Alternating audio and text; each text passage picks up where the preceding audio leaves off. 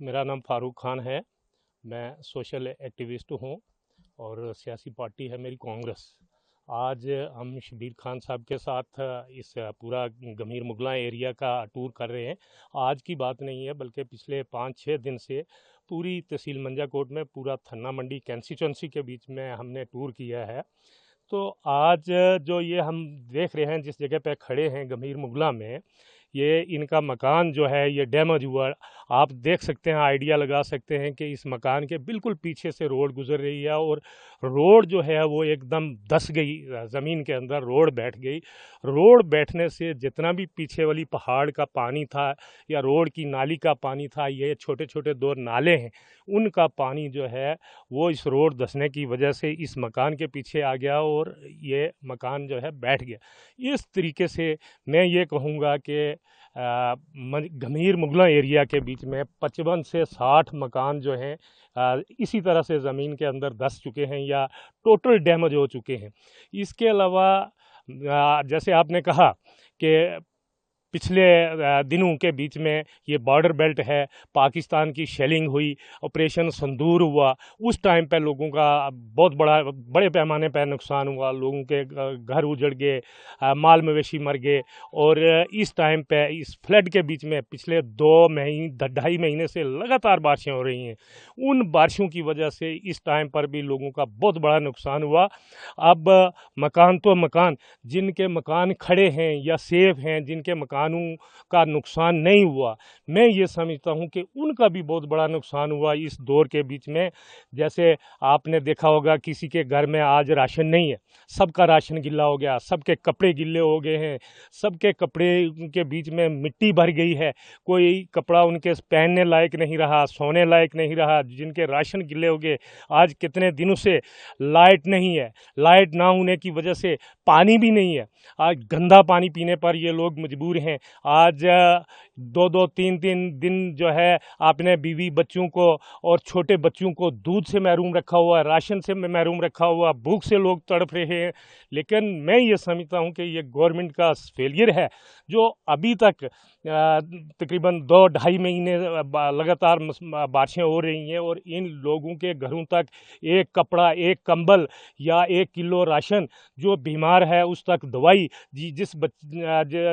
जिसका छोटा बच्चा है उस बच्चे तक दूध तक नहीं पहुंच सका है। तो मैं ये समझता हूँ कि ये गवर्नमेंट का और एडमिनिस्ट्रेशन का ये कछुआ चाल कब तक रहेगा और ये लोग कब तक इंतज़ार करेंगे कि हमें रिलीफ मिलेगी। और तो हमारे बीवी बच्चे जो हैं वो कंबल के बीच में सोएंगे या टेंट मिलेगा, तो खुले आसमान से हमारी जो है खलासी होगी। लेकिन ये इतना जल्दी नहीं होने वाली। मेरी गवर्नमेंट से, चाहे वो मरकज़ी गवर्नमेंट है, चाहे वो स्टेट गवर्नमेंट है, चाहे वो एलजी एडमिनिस्ट्रेशन है, मेरी यही अपील रहेगी और यही मुतालबा रहेगा कि आप जल्द से जल्द अगर जंगी पैमाने पर काम करना शुरू करें ताकि जो बीमार है उसको दवाई मिल जाए और जिसके घर में दाने नहीं है, राशन नहीं है, उसके घर में राशन पहुंचे ताकि उसका चूल्हा जले। और चूल्हा जलने के लिए भी कुछ नहीं है, आज तो लकड़ियां भी गिली हैं। बाहर खुले आसमान के नीचे लोग चूल्हा भी नहीं जला सकते हैं, गैस सिलेंडर यहाँ नहीं पहुँच रहा है, बाकी फैसिलिटी नहीं पहुँच रही हैं। तो इससे लोग जो हैं, मैं समझता हूँ कि अब की बार जो है ये लोगों को दोहरी मार पड़ रही है। तो इसके बीच में एडमिनिस्ट्रेशन को और गवर्नमेंट को जो है वो जंगी पैमाने पर काम करना चाहिए ताकि तभी लोगों को राहत मिल सकती है, अदरवाइज राहत मिलना मुश्किल है। सर, मेरा नाम मोहम्मद रफ़ीक है। मैं मीडिया वालों का बहुत शुक्रगुज़ार हूँ। यहाँ आए हैं, मेरे मकान की कंडीशन देखी है, 62 मकान है। तो ये बिल्कुल रेज़ा रेज़ा हो गया। गंभीर मोहल्लों के लोग इस वक्त छपरियों में बाहर बैठकर गुजारा कर रहे हैं। ना ही यहाँ कोई आदमी किसी की हेल्प कर सकता है, ना ही कुछ। ये तो रोड की वजह से हुआ है या कुदरत की वजह से हुआ है, लेकिन इन लोगों की जीना मरना बहुत मुश्किल हो गया है क्योंकि यहाँ कुछ नहीं रहा। यहाँ किसी के पास टेंट नहीं है, कपड़ा नहीं है, कुछ नहीं है, वो रात कैसे गुजारे।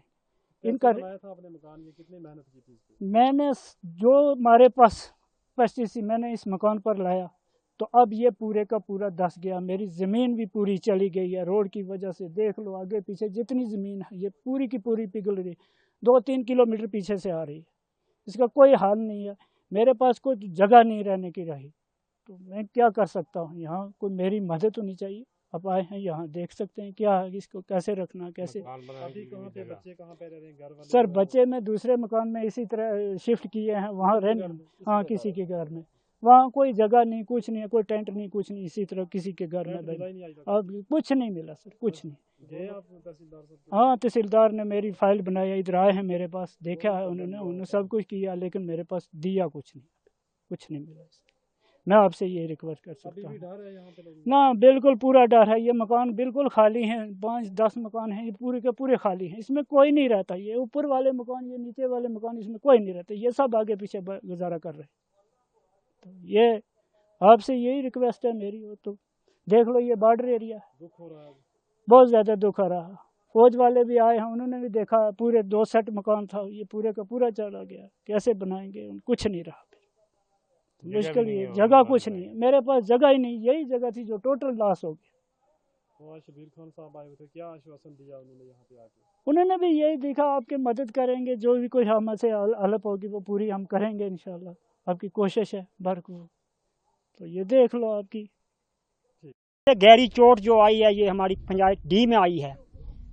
1 साल हो गया हुकूमत को तैयार हुए, कुर्सी पर बैठे, हुकूमत का कोई आदमी यहाँ पे नहीं आया। बाकी वाली पंचायतों में आए, लेकिन हमारी डी पंचायत को कट किया।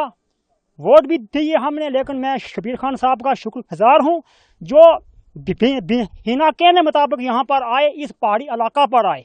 इन्होंने आकर यहाँ पर लोगों की मदद की, लोगों के घर में गए, बैठे, चाय भी नहीं पी। इनको दुख महसूस हुआ कि इन लोगों का नुकसान क्यों हुआ। तो मैं शबीर खान साहब से ये कहना चाहता हूँ, जो होना था वो हो गया है। अब ये जो लोग पंचायत डी के लोग हैं, ये आपके हवाले हैं, इनके जिम्मेदार आप हैं। मैं आपसे माफी चाहता हूँ, मैंने आपके साथ ज़्यादती की थी, बहुत ज़्यादती की थी। मैंने लोगों से वोट लिए, सब कुछ किया, अपना घर छोड़ा, तन मन छोड़कर एमएलए को तैयार किया, लेकिन आज दिन तक यहाँ पर हमारे डी पंचायत में नहीं आए। मुझे दुख है, मैं डंके की चोट पे कह रहा हूँ आज इस गली में खड़ा होकर, मुझे किसी का डर नहीं है। मैंने अल्लाह के आगे जो झुकना है, अल्लाह के आगे जान दूंगा मैं। लेकिन मेरी गरीब आवाम, जो पंचायत डी की खासकर पूरी गंभीर मुगला की आवाम जो है, इन लोगों का बहुत हैवी नुकसान हुआ है।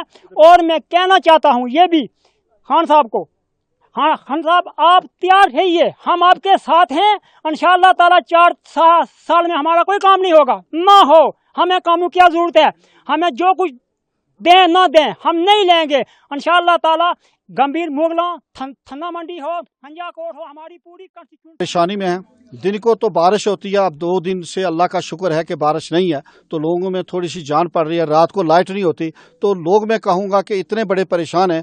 और लोगों की ये उम्मीदें भी हैं कि भाई जो इस वक्त हमारी यूटी एडमिनिस्ट्रेशन है या गवर्नमेंट है, और उन्होंने मैं अश्योर भी किया कि फुल अश्योरेंस दी है कि हम आपको जो है इसका मुआवजा भी जो है वो देंगे और रिलीफ वगैरह जो है लोगों को मिलेगी। लेकिन मैं ये कहूँगा कि इसमें ताख़ीर न की जाए, जल्दी से जल्दी लोगों को जो है दिया।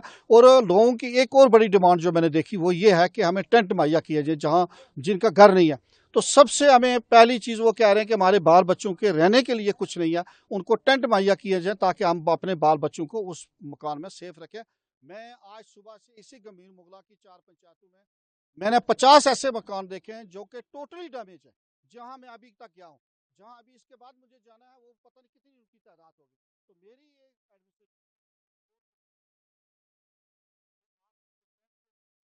राशन फ्री दें, और इनका जो बिजली का किराया वो माफ करें, और 6 महीने का राशन जो है वो लोगों को फ्री मिल जाए, और फिर और रिलीफ जो इनको है वो मिलनी चाहिए। पहली बात है कि मैं आपका बड़ा मशकूर हूँ कि आप यहाँ पे आए, और यहाँ के जितने भी लोग हैं उनकी जितना भी नुकसान हुआ, डैमेज हुआ, उसको आप उसकी कवरेज कर रहे हो, तो मैं आपका बहुत मशकूर हूँ। मैं इस वक्त आज गंभीर मुगला का टूर था मेरा, और मैं इस वक्त छतरों के मकाम पे खड़ा हूँ, जहाँ हमारा ये गंभीर मुगला की डी पंचायत है। और अभी मैं और मेरे साथी वहाँ पे गए हुए थे, बहुत बड़ा नुकसान हो गया लोगों का। एक हमारे शौकत साहब हैं, मिस्त्री साहब, चौधरी साहब, उनका मकान बड़ी मेहनत और मजदूरी के साथ उन्होंने मशक्क़त के साथ बनाया था, वो तबाह बर्बाद हो गया। पूरे छतरों के अंदर डैमेज, लैंडस्लाइड, रोड का भी बुरा हाल, और मैं कहूँगा कि बहुत बड़ा नुकसान जो है वो गंभीर मुगला हुआ है।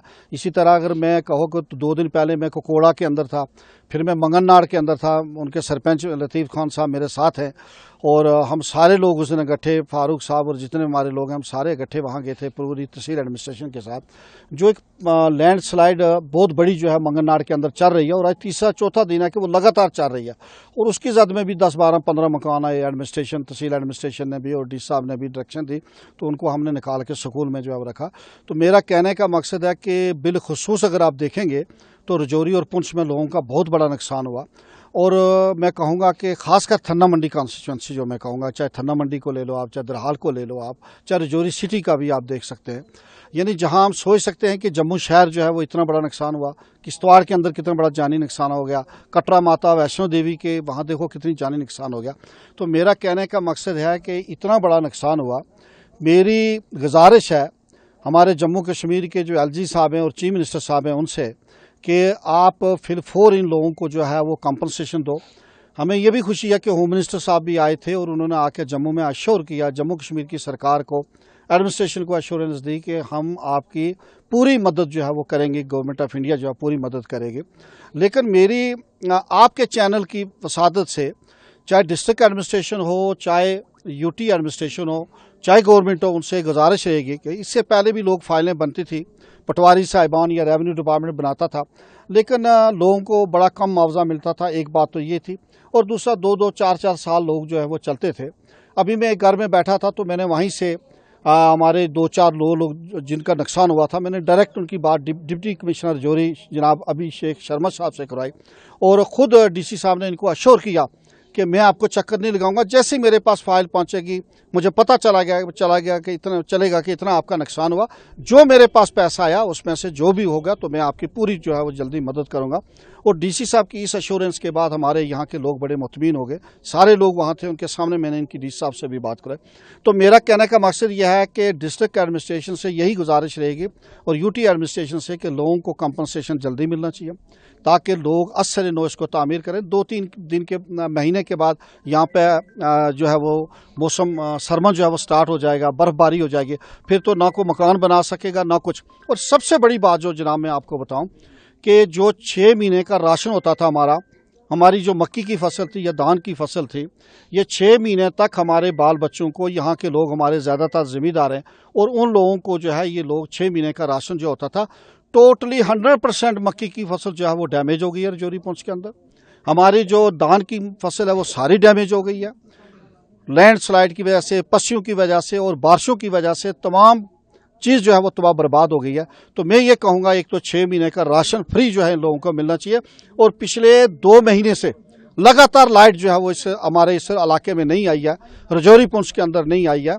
अभी पिछले 10-12 दिन से तो लगातार नहीं है, मैं कहूँगा लाइट नहीं है, बिजली नहीं है, कहीं 10 मिनट आती है तो फिर चली जाती है। तो मेरी ये गुजारिश रहेगी चीफ मिनिस्टर साहब से भी और जो पावर डेवलपमेंट डिपार्टमेंट है उसके MD साहब हैं या बाकी अफीसर हैं कि 2 महीने का किराया जो पावर बिजली का किराया वो लोगों को मतलब फ्री करनी चाहिए, इनको वो माफ़ करना चाहिए ताकि ये लोग जो हैं जिनको बिजली देखी भी नहीं तो उसको किराया इनको ना देना पड़े। और पानी की भी दिक्कत आई तो बहुत सारी चीज़ें जो हैं वो हैं।